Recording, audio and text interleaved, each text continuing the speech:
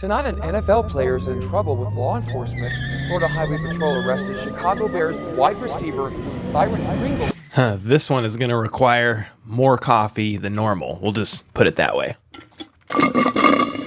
Okay, let's talk about former Chiefs wide receiver Byron Pringle's recent arrest, and we're going to give an update on other Chiefs-related police incidents that are still currently pending and in limbo, including Frank Clark, Chris Lammons, and former coach Britt Reid. But first, how about those?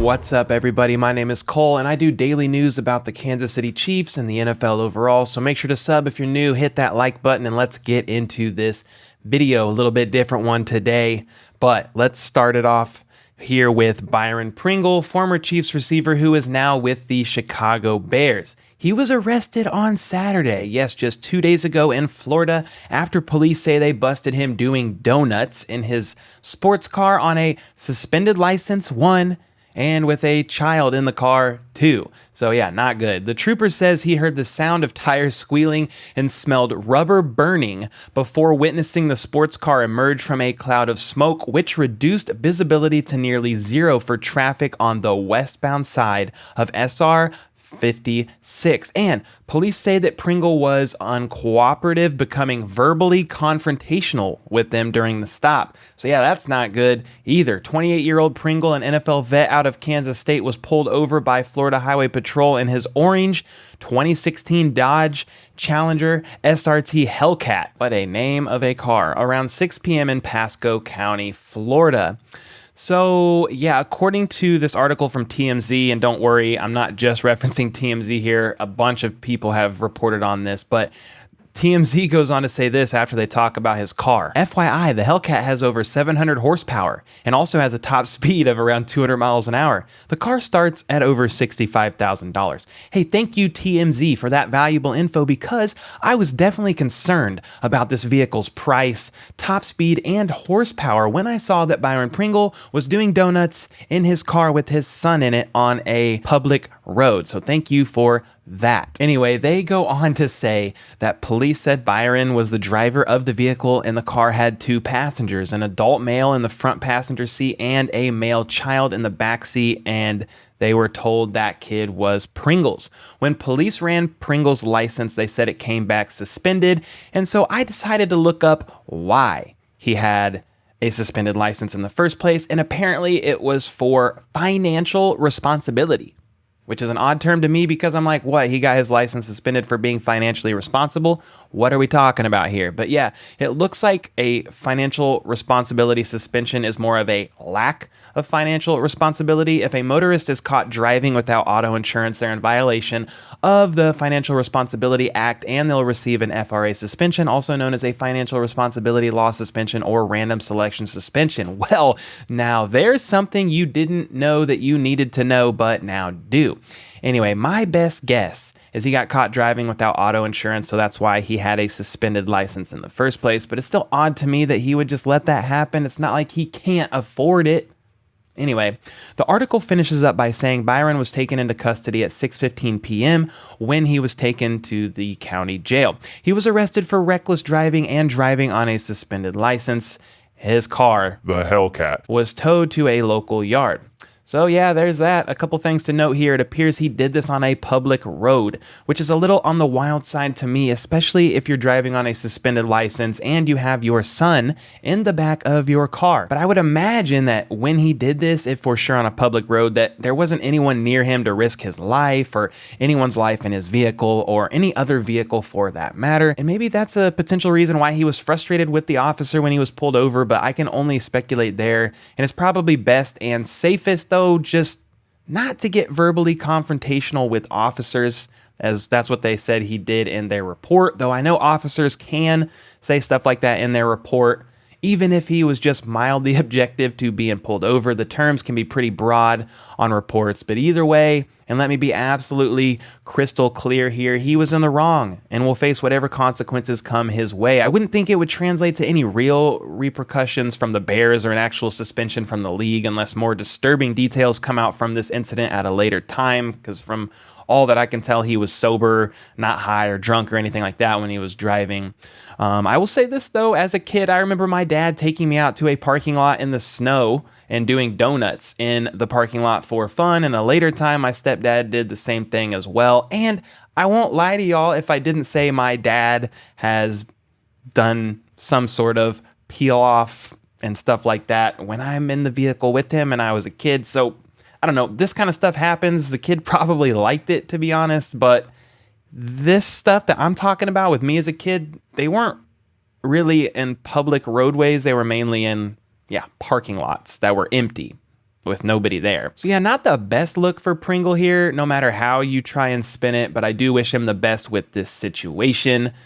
And I'm a little glad he's not with the Chiefs because we have enough Chiefs drama going on as it is. What are your thoughts on this, though, guys? Is this a big deal to you? Does this change your mind on how you view Pringle at all? Has any of your parents done this when you were kids in their vehicles? Let me know in the comments down below and let's talk about it. I'm super active in there. And since we're on the subject of arrests, police incidents, and the like, remember the Chris Lammons arrest that happened back in February? He was a special teamer mainly for the Chiefs and was connected with the Alvin Kamara incident where a guy got beat up pretty freaking badly at a nightclub in Vegas the night before the Pro Bowl, and Kamara was arrested immediately following the Pro Bowl. And a few weeks later, Lammons was connected to this incident. I've done a couple videos on this if you want to check it out in more detail, but it looks like the hearing for this incident is actually today, April 25th. And I wouldn't even have known, to be honest, had I not been researching this incident on Byron Pringle. So it's interesting how that led to this.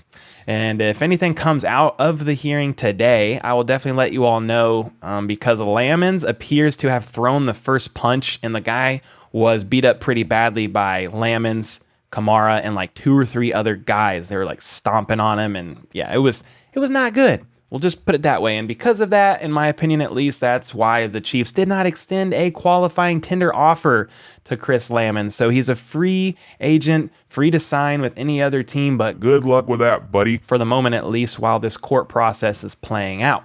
And then a few of you have actually been asking for an update on this situation.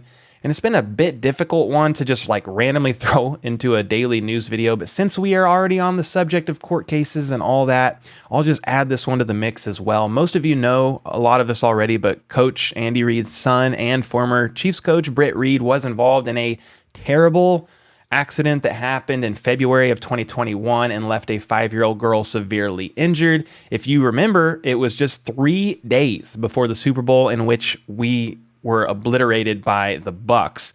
Anyway, he was charged with driving while intoxicated, resulting in serious physical injury. According to court documents, Reid's blood alcohol content was measured at 0.113, and he was driving 84 miles per hour, 1.9 seconds before the crash near Arrowhead Stadium. I have no idea how they know that info about how he was driving that fast. I have no idea. But authorities said that Reid's truck slammed into a car that had run out of gas at Interstate 435 and Stadium Drive, and an SUV with 2 children ages 4 and 5 were inside. And it looks like the girl who was severely injured, Ariel, has made great strides and has continued to improve. So that is good news. Last fall, she attended her first day of school, and the Chiefs did reach a settlement with her family in which a plan was developed to take care of her, quote, both now and for the rest of her life via world-class medical care and long-term financial stability. So this one personally hit me hard when it happened because my daughter was 4 at the time, and I could just only imagine what her parents were going through. Just horrible. Would wish that upon nobody ever. Some of you may be asking, though, Cole, why are you bringing this up? It's pretty old news. Well, but the trial for this hasn't even happened yet. The most up-to-date news on this that I could find was from an article posted by Channel 9 News on January 28th, 2022, and it says that the trial will be taking place on September 26th of this year. So it's in limbo currently until then, from what I can tell, and I hate that I have to even report on this. I hate that it even happened, but here we are. And then since we're talking about things in limbo, what the heck, why not? Last year, Frank Clark was arrested twice in the span of a few months, once in March and once in June, for different weapons violations and pleaded not guilty to 2 counts of possession of an assault weapon. And he was due back in court on January 17th for the preliminary hearing, but honestly, I can't find any update on this, guys. I have no idea if this actually happened back in January, if it got moved, or what the status is on this. If any of you know or can point me to an article that accurately updates, definitely let me know in the comments or DM me on Twitter, because I searched online for a valid update for nearly 20 minutes. I searched ESPN, Arrowhead Addict, all over Google. I was searching Frank Clark keywords. I could not find anything. So yeah, if I can find an update on that, I'll let you know. Either way, not good. Lots of off-season drama last year with Frank Clark. That was not needed at all. And I'm not gonna lie, when I woke up this morning to prepare for this video, this isn't exactly where I expected the subject to stay and land after touching on the Byron Pringle situation.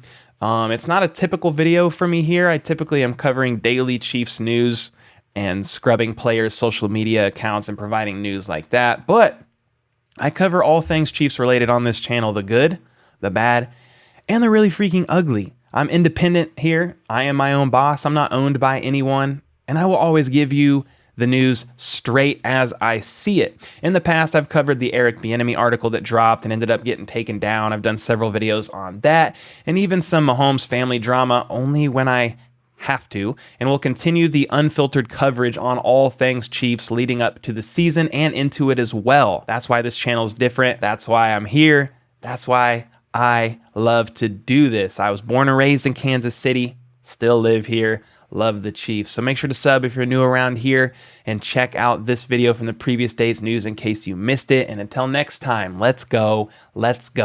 How about those